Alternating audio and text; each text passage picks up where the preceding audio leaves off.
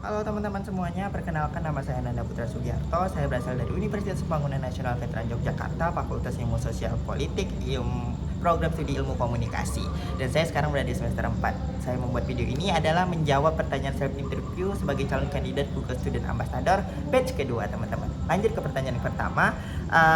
Inovasi teknologi dari Google apa yang saya sukai, serta bagaimana Google Student Ambassador itu bisa menyalurkan antusiasme tersebut di kampus. Lanjut saja ya teman-teman. Dari inovasi teknologi Google nggak hanya soal berbicara search engine saja atau laman pencarian saja, tapi sekarang Google bertransformasi sebagai alat kerja, dimana hal yang paling saya sukai adalah alat kerjanya itu inklusif atau jadi satu tools dengan beragam fitur. Yaitu contohnya Google Drive. Dari Google Drive saya bisa mengakses Google Dokumen, Google Spreadsheet, Google Form, kemudian Google Slides itu.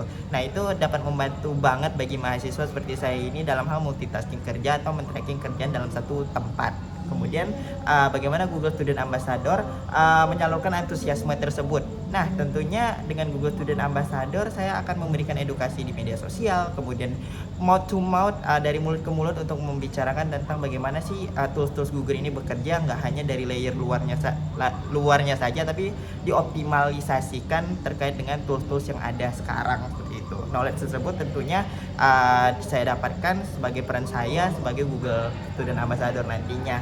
Kemudian lanjut ke misalkan kita di acara Tech and Chill, bagaimana kegiatan apa yang dapat menggait atau mendorong interaksi siswa tentang teknologi Google. Contohnya acara kita adalah membahas tentang AI atau Gemini AI. Dan saya meminta untuk pesertanya melakukan permainan di mana panitia akan menampilkan gambar hasil generate Gemini AI, dan tugas peserta lainnya adalah membuat prompt sedetail mungkin sehingga menghasilkan gambar yang mirip seperti yang ditampilkan di layar. Itu jadi hal yang sangat menyenangkan untuk dilakukan, karena nggak hanya belajar soal Gemini AI saja, tapi teman-teman juga belajar bagaimana cara membuat prompt yang baik sehingga menghasilkan gambar yang serupa.